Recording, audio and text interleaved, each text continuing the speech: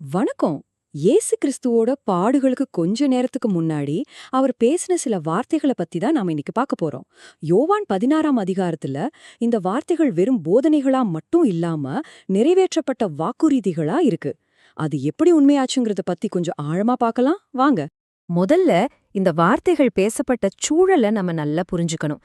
இது ஏதோ ஒரு சாதாரணமான பேச்சில்ல. தனக்கு என்ன நடக்கப் போகுது, எவ்ளோ பெரிய பாடுகள் வரப்போகுதுன்னு எல்லாத்தையும் முழுசா தெரிஞ்சுக்கிட்ட நிலையில இயேசு பேசின கடைசி வார்த்தைகள் இது. அதனாலதான் இங்க இருக்கிற ஒவ்வொரு வார்த்தைக்கும் ஒரு ஆழமான அர்த்தம் இருக்கு. சரி, முதல் பகுதிக்குள்ள போலாம். அதாவது தெரிந்தே எதிர்கொண்ட பாடுகள். இது ஏதோ எதிர்பாராம நடந்த ஒரு விபத்து கிடையாது. இயேசு இந்த பாதைய முழுசா தெரிஞ்சு ஒரு நோக்கத்தோட ரொம்ப தைரியமா ஏத்துக்கிட்டாரு. இது வெறும் சகிச்சுக்கிறது மட்டும் இல்ல, இது ஒரு பெரிய திட்டத்தோட நிறைவேற்றம். இயேசு கொடுத்த முதல் வாக்குறுதியே கொஞ்சம் ஆச்சரியமா தான் இருக்கும். அது ஒரு எச்சரிக்கை. அவர் உண்மையை மறைக்கவே இல்ல.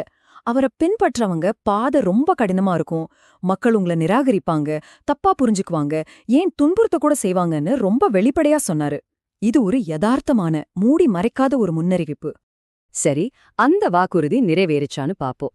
ஆரம்ப காலத்துல அவரை பின்பற்றினவங்க அவர் சொன்ன மாதிரியே பயங்கரமான எதிர்ப்புகளை சந்திச்சாங்கன்னு வரலாறு சொல்லுது.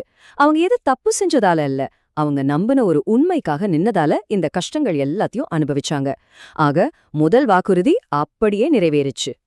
அடுத்து இந்த வாக்குறுதிகளோட இன்னொரு பக்கத்தை பார்க்கலாம். இங்க வேதனைய பத்தி ஒரு பக்கம் எச்சரிக்கை இருந்தாலும் அதோடவே இணைஞ்சு ஒரு சக்தி வாய்ந்த வாக்குறுதியும் இருந்துச்சு. அதாவது என்னன்னா, துன்பத்தோட நடுவுல ஒரு மிகப்பெரிய வல்லமை வெளிப்படும்னு சொல்லப்பட்டது. அவர் நான் போக போறேன்னு அறிவிச்சது முதல்ல கேக்குறப்போ கொஞ்சம் விசித்திரமா தோணலாம். ஆனா அது அவரோட மரணம், உயிர்த்தெழுதல், அப்புறம் விண்ணேற்றம்னு 3 பெரிய நிகழ்வுகள் மூலமா நிறைவேறுச்சு. அப்போ அவரோட பிரிவுங்கிறது ஒரு முடிவு கிடையாது, அது ஒரு பெரிய மாற்றத்தோட தொடக்கம். இங்கேதான் ஒரு சுவாரஸ்யமான விஷயம் இருக்கு. அவரோட பிரிவுங்கிறது ஒரு முடிவே இல்ல, அது ஒரு புது தொடக்கத்துக்கான வழி. அவரை போனதா அவங்கள கைவிடுறதுக்காக இல்ல, அதுக்கு பதிலா ஒரு உதவியாளர் வர்றதுக்கு அது அவசியமா இருந்துச்சு. இதுதான் அந்த வாக்குறுதியோட மையமே. அப்போ யார் இந்த உதவியாளர்? அவர் பரிசுத்த ஆவியானவர். விசுவாசிகளுக்கு 4 முக்கியமான வழிகள்ல உதவுறதுக்காக அவர் அனுப்பப்பட்டார். அவங்கள வழி நடத்த, அவங்க தவறுகளை திருத்த, துக்கத்துல ஆறுதல் படுத்த, அப்புறம் சோதனைகள்ல பலப்படுத்த. இந்த உதவியாளரோட வேலைய 3 படியா விளக்கலாம். முதல்ல பாவம்னா என்னங்கிற உண்மைய புரிய வைப்பது. 2வது எது சரியான பாதை, எது நீதியான பாதைங்கிறது தெளிவுபடுத்துறது. 3வது நல்லதுக்கும் கெட்டதுக்கான இறுதி விளைவு என்னங்கிறத பத்தி ஒரு தெளிவான புரிதலை கொடுக்கறது. இதுவரைக்கும் நாம தர்க்க ரீதியான வாக்குறுதிகளை பார்த்தோம். இப்போ வாங்க இந்த போதனைகளோட உணர்ச்சி பூர்வமான மையத்துக்கு போகலாம். இங்க ஒரு ஆழமான உணர்ச்சி மாற்றம் வாக்குறுதியா கொடுக்கப்படுது. அதாவது துக்கம் நிரந்தரம் கிடையாது, அது கண்டிப்பா சந்தோஷமா மாறுங்கிறது தான் அந்த வாக்குறுதி. இங்க இருக்கிற முக்கியமான செய்தி இதுதாங்க. துக்கம் வருங்கிறது ஒரு யதார்த்தம், ஆனா அது நிரந்தரமா இருக்காதுங்கிறது தான் அதை விட பெரிய வாக்குறுதி. சொல்லப்போனா துன்பம்ங்கிறது வாழ்க்கையில ஒரு காலகட்டம் மட்டும்தான், அது ஒரு முடிவே கிடையாது. இந்த மாற்றம் எப்படி இருக்கும்னு புரிய வைக்கிறதுக்கு ஒரு அருமையான ஓமை சொல்லப்பட்டிருக்கு.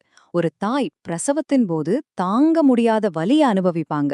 ஆனா குழந்தை பிறந்த அந்த ஒரு நொடியில அந்த வலியலெல்லாம் மறந்துட்டு எல்லையில்லாத ஒரு சந்தோஷம் அவங்க மனசை நிரப்பிடும்.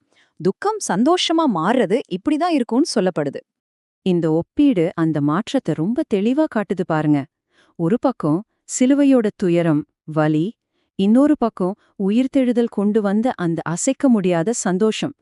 தற்காலிகமான துக்கம் ஒரு நிரந்தரமான வெற்றியாகவும் நோக்கம் நிறைஞ்ச சந்தோஷமாவும் மாறிடுச்சு. இது ஒரு முழுமையான மாற்றம். மறுபடியும் சொல்றேன், இந்த வாக்குறுதி எதிர்காலத்துல நடக்க போற ஒண்ணு இல்ல, இது ஏற்கனவே நடந்துருச்சு. சிலுவையோட வலி உயிர்த்தெழுதலோட வெற்றியா மாற்றப்பட்டு அந்த வாக்குறுதி அப்பவே நிறைவேறிடுச்சு. இப்போ நாம இந்த எல்லா வாக்குறுதிகளோட உச்சகட்டத்துக்கே வந்துட்டோம். இது வரைக்கும் நாம பார்த்த துன்பம், உதவி, உணர்ச்சி மாற்றம் எல்லாமே இந்த ஒரே ஒரு இறுதி அறிவிப்புல தான் முழுமையடையுது. இது ஒரு முழுமையான வெற்றி அறிவிப்பு. அந்த கடைசி வெற்றி அறிவிப்போட ஒரு முக்கியமான அம்சம் என்னன்னா, ஒரு புது வழி திறக்கப்பட்டிருக்கு. அதாவது கிறிஸ்து மூலமா இப்போ நாம கடவுளுக்கிட்ட நேரடியா போக முடியும். இந்த உறவுல ஏற்பட்ட மாற்றமே அந்த வெற்றிக்கு ஒரு பெரிய சாட்சி. சரி, இவ்ளோ வாக்குறுதிகள், இவ்ளோ மாற்றங்கள் எல்லாத்துக்கும் பிறகு நமக்கு கிடைக்கிற அந்த கடைசி உறுதிமொழி என்ன? ஒரே வரியில சொல்லப்பட்ட அந்த மிகப்பெரிய உண்மை என்ன? இதோ அந்த வார்த்தைகள். இந்த உலகத்தில் உங்களுக்கு உபத்திரவம் உண்டு. ஆமா, கஷ்டம் இருக்குங்கிற யதார்த்தத்தை இது ஒத்துக்கொள்ளுது. ஆனா அதுக்கு அடுத்த வர்ற வார்த்தைகள் எல்லாத்தையும் மாத்திடுது. ஆனாலும் திடன் கொள்ளுங்கள், நான் உலகத்தை ஜெயித்தேன். அப்போ நாம புரிஞ்சுக்க வேண்டிய மிக முக்கியமான விஷயம் இதுதான்.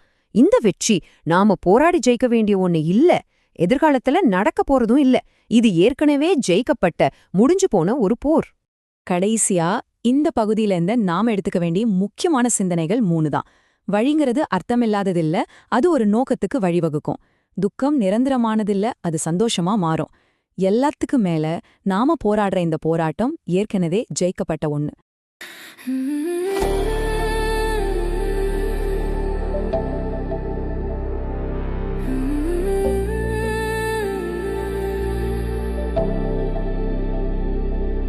வெற்றி ஏற்கனவே, பயம் எதற்குமே.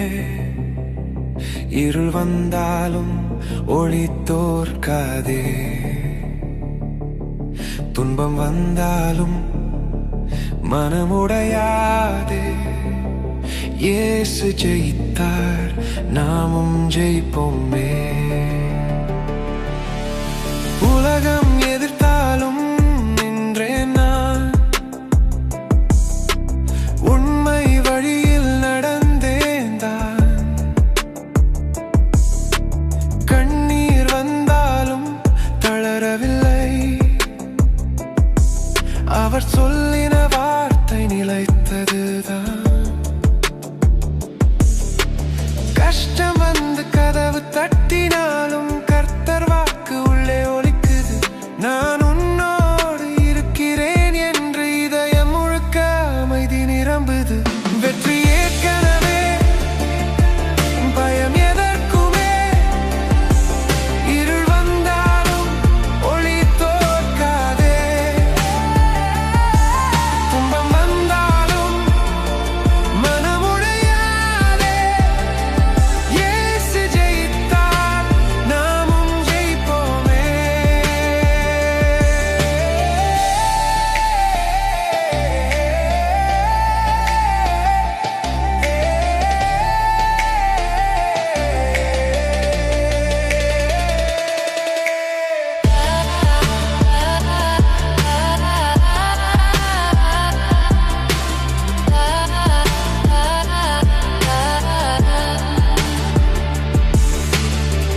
போகிறார் என்று சொன்னார் அவர், ஆனால் விட்டுவிடவில்லை எங்களை. ஆவியானவர் வந்தார், இப்போது வழிகாட்டி நிற்கிறார் நம்மை. பாவம் என்ன, நீதி என்ன, உண்மை என்ன என்று சொல்லுகிறார். இருள் மனதில் ஒளி ஊற்றி புதிய வாழ்க்கை தருகிறார். வெற்றி ஏற்கனவே, பயம் எதற்குமே. இருள் வந்தாலும் ஒளி தோற்காதே, துன்பம் வந்தாலும் மனமுடையாதே. இயேசு ஜெயித்தார், நாமும் ஜெயிப்போமே. சோகமெல்லாம் சந்தோஷமாய் மாறுது, கண்ணீரெல்லாம் சிரிப்பாகும் நாள் வரும். சிலுவையின் வலி வெற்றியாகும், உயிர்த்தெழுந்த சக்தி நம்மை தூக்கும். இப்போதே ஜெயம், நாளைக்கு அல்ல. இதயத்தில் நம்பிக்கை குறையாதே. உலகம் கடினம் என்றாலும் கேள், நான் ஜெயித்தேன் என்ற சத்தம் கேளே.